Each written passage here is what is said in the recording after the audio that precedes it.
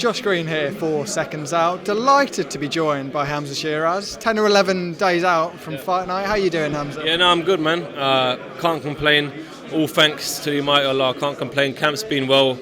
Everything's been well, and yeah, I'm just buzzing. Looking forward to February 10th. Is this the real hard part of the camp, getting through those last few days, those last few spars, and making sure you're ready for fight night? Yeah, it's just, I wouldn't say it's the hardest, because the hardest is the start of camp for me, when I'm out of shape and I'm heavy. But now it's all up here. It's all up here now, and it's just about staying sane, staying focused, and just concentrating on getting the job done. How difficult is it to keep yourself in that mental space? Because when you've got a big fight, and many people would see this as your biggest fight of your career coming up, you've got to be thinking about that 24/7. How is it? Yeah, this is where having a good team kind of plays a pivotal role. They just keep you sane, they keep your mind off things, and they just kind of, I wouldn't say comfort you, because I don't need comforting, but they're just there, do you know what I mean? Like, you're just chilling, having a laugh and whatnot, and just when it comes to obviously training, that's when you switch on, and then you learn to switch off straight away afterwards. Otherwise, it kind of stays in your mind too much, and you end up draining yourself. So, yeah, that's where having a good team comes in, and I'm blessed. I've got a great team. For you, how are you able to sort of switch off a little bit outside of training and outside of fighting? Where does that come from?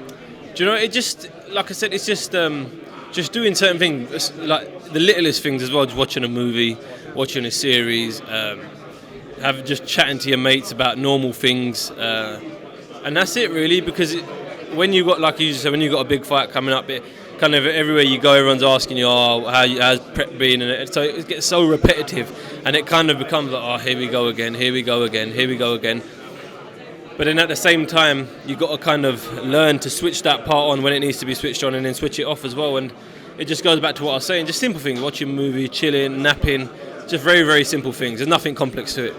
You're going in with a very experienced fighter in Liam Williams. I assume your team have looked very closely at some of his past fights. How do you analyse his performances, and where do you think he is in his career? Listen, I've been live at his few of his fights as well back in the days, and he's a great fighter. I can't disrespect him, can't take nothing away from him. But ultimately, listen, this is my time now, respectfully speaking, this is my time, and I've just got to go in there and show it. All the observations and whatnot, I always let my team do that. I've always let them do that. My coach, Ricky, I've always let him do that. And I just got to listen to what he says, and so far I've been doing that. Would it be fair to say that Liam's probably nearer the end of his career than he is the start, and that's something that you can capitalise on? I wouldn't really say so. He's young as well. He's only 31. He's in his prime of his age, if you want to look at it like that. And he's going to be at his hungriest as well. And I can't really talk too much for him because I don't know him like that. But I know I've prepared for the best version of him. For you, a big chance to kick off 2024 in perfect style, and this a win over somebody who's been in World Championship fights, he's been right at that top level. That would set you up for a huge year, wouldn't it? Massive year, but I don't want to overlook it. I've said to everyone here, I've mentally, spiritually, physically just locked in for February the 10th now, and it's all about, like you said, putting on a great performance and then making dreams become a reality. With the performance though, people are going to take notice of you. Do you feel like this could be a massive breakout fight? For sure. But I'm not looking at that. To me, it's just another day at the office. I've got to do what I do, stay relaxed, stay composed, and make it happen, and put on a great performance for the fans as well. You know what I mean? I know it's as much as it's for me, it's for them as well. People who spend their hard-earned money to come watch me fight. How much of a big deal is it of you being right at the top of that bill on a London show, and people are buying their tickets to come and see you? That's really fulfilling a dream, isn't it? Yeah, no, literally. I remember being a kid and going to these fights, and you dream of it. Like, I want to be the main event one day. First it was like, I want to get on the card, and then you do that, and now it's like, I want to be main event. So, yeah, man, I'm just looking forward to it. I'm cherishing every moment. How have those goals changed over the last few years? You say initially it was just being on a card, then you want to be main event. What are you looking at now? It kind of gradually happens. It gradually takes place without you even realising. Like, you just one day in, and when you get the opportunity, like I've got now, it's like, okay, this was kind of the next step. And then I suppose world titles are the end goal. Do you know what I mean? World titles are the end goal, and inshallah, God willing, I'll get there.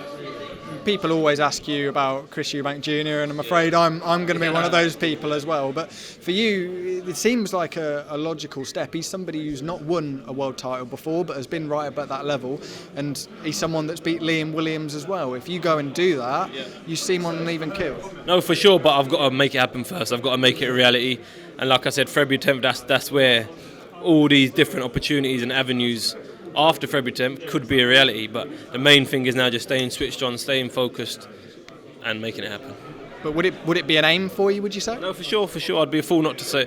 I'd be a fool to stand here and say no. Do you know what I mean? Especially someone as big as him and his resume as well. But yeah, ultimately I've got to make it a reality first.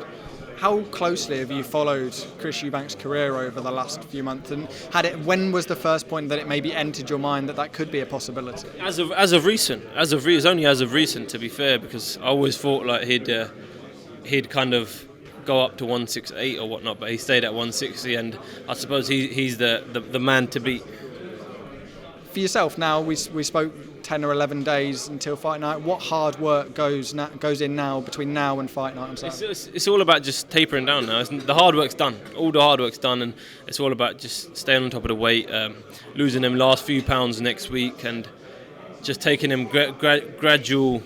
Taking that gradual, it's like landing a plane, to be fair. You take that gradual decline, and before you know it, you've landed and you're ready for fight night. I have to ask you for a prediction. What's going to happen against Liam Williams? Hamzah Sheeraz win, inshallah, God willing. Not going to say how, points, knockout, whatever it may be, but Hamzah Sheeraz win for sure. Thank you very much for your time, Hamzah. Thank you very much. Yeah.